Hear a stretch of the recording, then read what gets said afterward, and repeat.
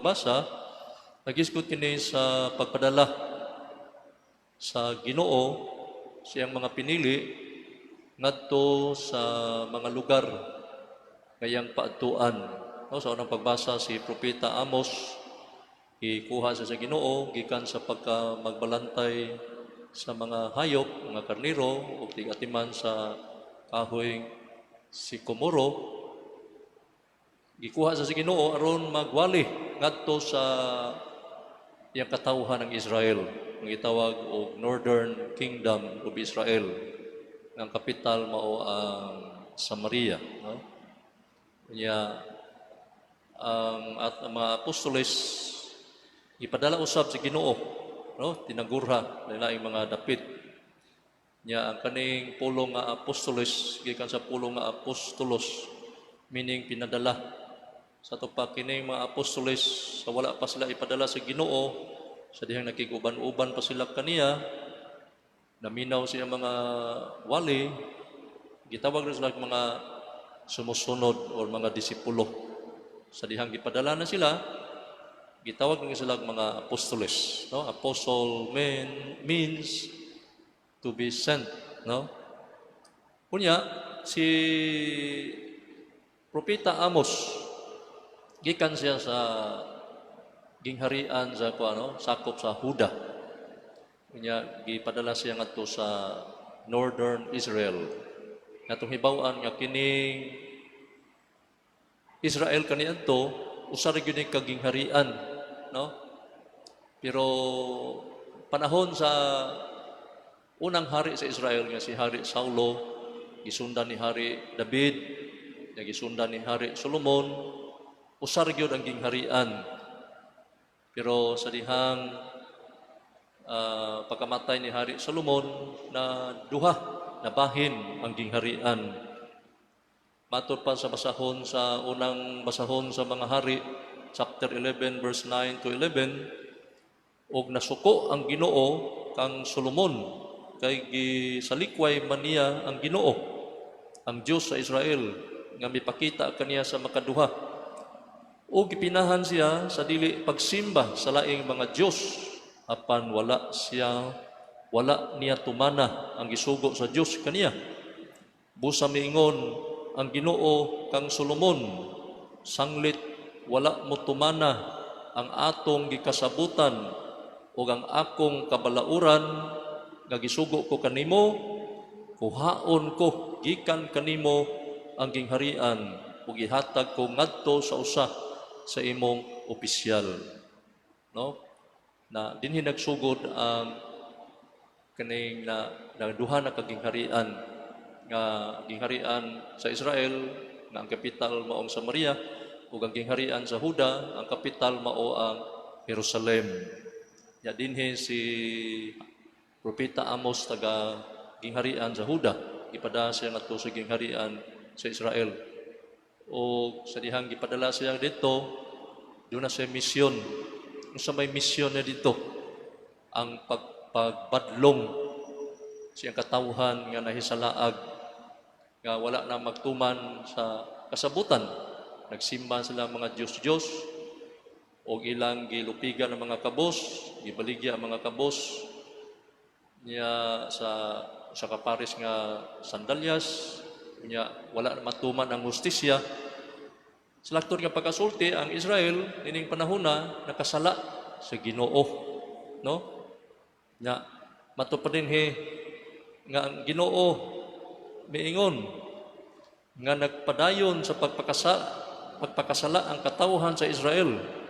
Silutan ko gayud sila kay gibaligya nila ang mga matarong tungod lamang kay wala sila makabayad sa ilang utang, ug aron makapalit sila og sandalyas, gibaligya nila ang mga kabos sa kaulipnan.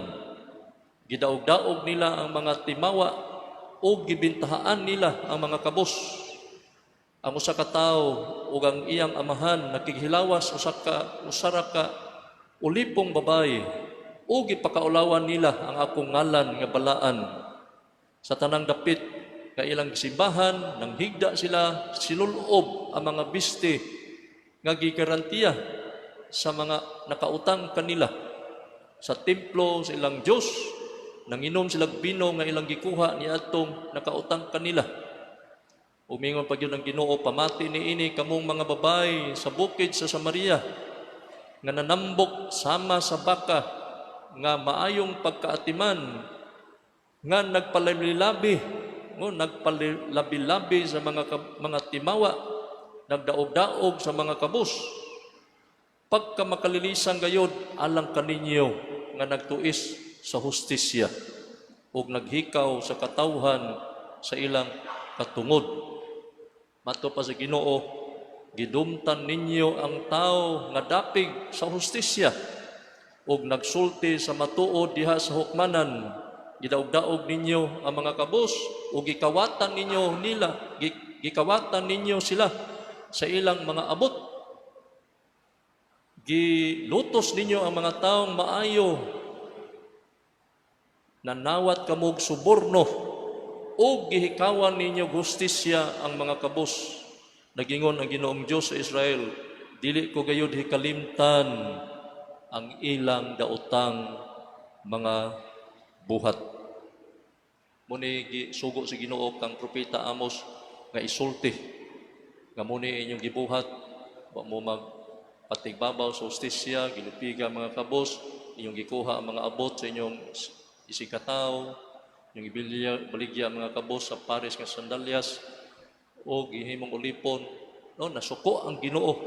Ang resulta ani nga wa man gyud mapatalinghog ning mga taga-Israel, no, nga gibihag sila dito sa Assyria. Ang kaning mga tao nga naa sa Southern Kingdom, no, gibihag sila sa mga taga-Syria. Niadtong tuig 722 BCE, no? Kaya ang Southern Kingdom gibihag sila sa taga-Babylonia. Niadtong 587 gidala sila, no, 134 years later human mabihag ang Israel. Nganong gibihag sila, gipildi sila sa gubat kay nakasala sila sa Ginoo, nagsimba sila mga Diyos ug mao ni ang misyon ni propeta Amos. Pero gibadlong siya ni Amasias, ang pari dito sa Bethel, no, ang templo diin ang hari sa Israel magsimba. Gibadlong siya nga ayaw panagna dinhi Amos, no, mato pa sa unang pagbasa nga si Amasias miingon kang Amos, igo na propeta, balik ngadto sa yuta sa Huda, o panginabuhi dito pinaagi simong panagna. Ayaw na panagna dinhi sa Bethel kay mao kini ang dapit diin mo simba ang hari ug ania dinhi ang nasudnong templo. Gibadlong siya sa chief priest of the shrine at the shrine of Bethel nga mao si Amasias. Pero gitubag sa ni propeta Amos, dili ako mao ang matang sa propeta nga managna aron suhulan. Sabot ni propeta Amos, I am not a prophet for profit. I am not a professional prophet which seeks for financial gain, no? Financial favor. I am a prophet called by God. Mao ni ang gisulti agig tubag kang Amasias nga nipapahawa kaniya. Dili ako ang propeta nga nanagna aron lang makakwarta. Usa ako ka propeta nga gipadala sa Ginoo aron pagsulti sa kamatuoran nga nakasa ang Israel. Wa makatuman sa ilang gikasabutan, wa mutuman sa balaod sa Ginoo. Munang kining mga taga-Israel, wa man gyud mo mag-usab, wa man gyud magbalik sa Ginoo ni panahon na gipildi sila, giaghat sa Ginoo ang taga-Assyria mo atake sa Israel. Munang niadtong 722 gibihag sila dito sa Assyria. Muna gitawag og the 10 lost tribes of Israel nga hangtod karon wa na gyud mabalik. ang nabalik lang ang katong nabihag gikan sa Babylonia, nabalik sila sa Jerusalem, no? Muni ang mga Hudiyo karon na sa Israel, ang mga nabihag gikan sa Babylonia nabalik, na restore, nabalik ang pagkatukod sa hustisya, kaangayan, no?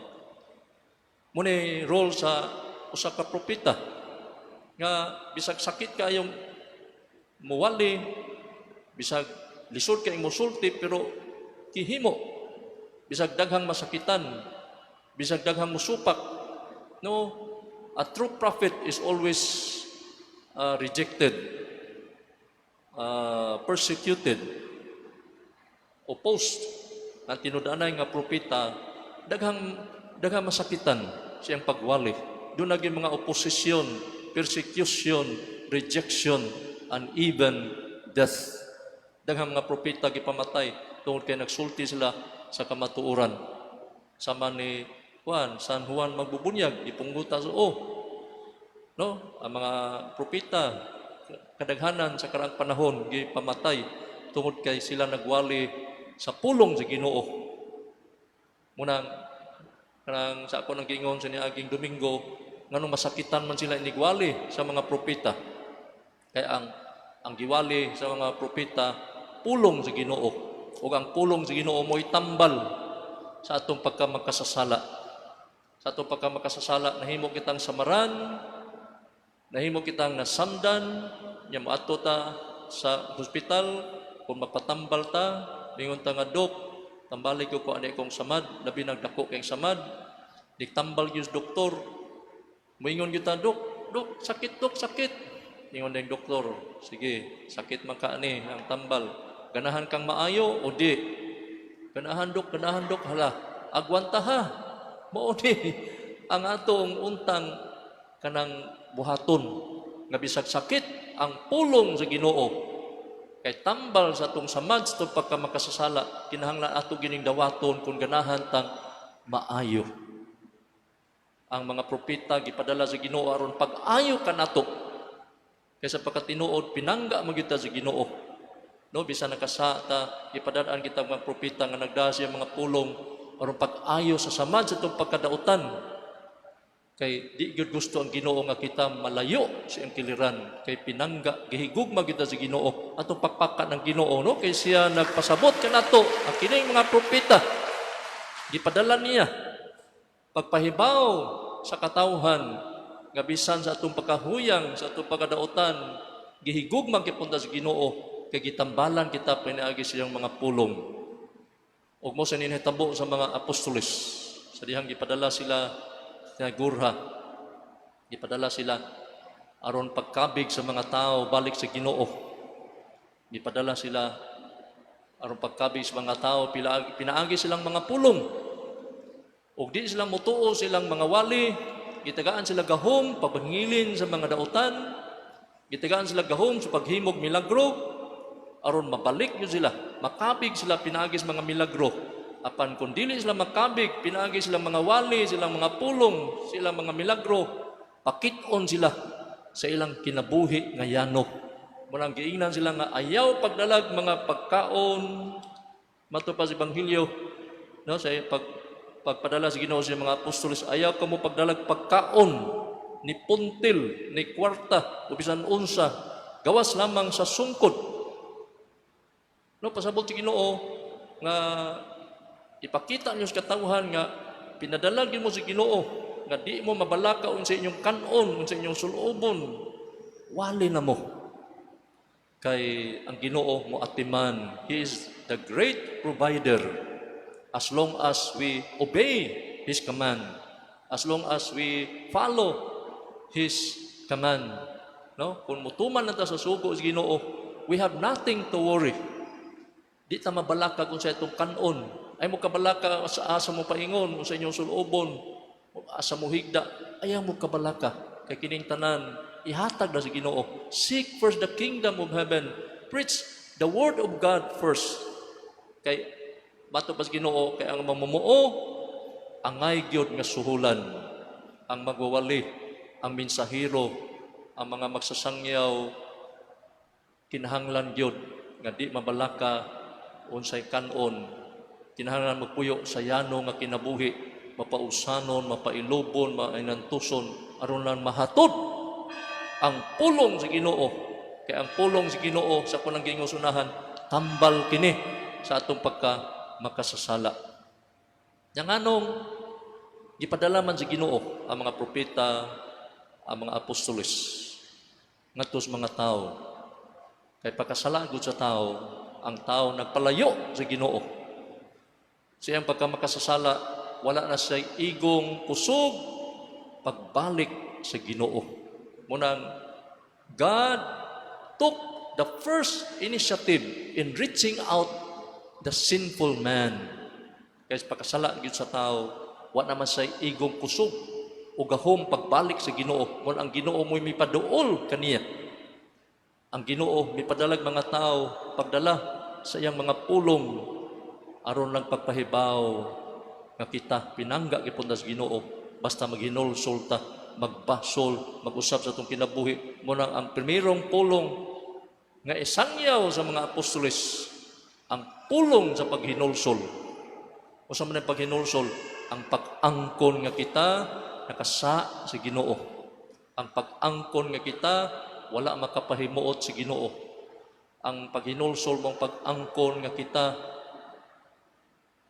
wa makatuman sa iyang mga sugo. No, mo ni paghinulsol. Yamato parabang San Agustin, repentance is the strength of man, but the weakness of God. Pagkaninduta, kung maghinulsol dita, ang Ginoo nga kusgan, nga gamhanan, nagbuhat sa tanang mga butang, mahimo na siyang huyang kung ato siyang hinulsulan.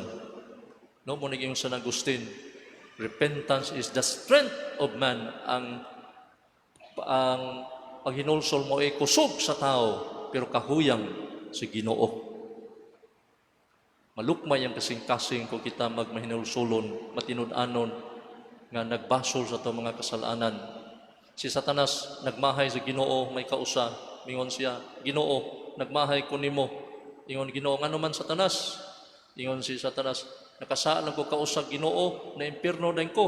Kanihinon sa San Agustin, daghang kay San Vicente, San Roque, San Antonio, daghang pa sa nako, nalangit lagi sila Ginoo. Yung Ginoo, usar kay diferensya nimo og sa mga santos. Ikaw Satanas, usar ay mong sa, yung mga santos daghang kay nalangit sila, nya ikaw usay sa, na impierno ka. Kay bisan sa imong sala ang usar ka buok, wa man gyud mo hinulsuli, wa man nimo basuli hangtod karon.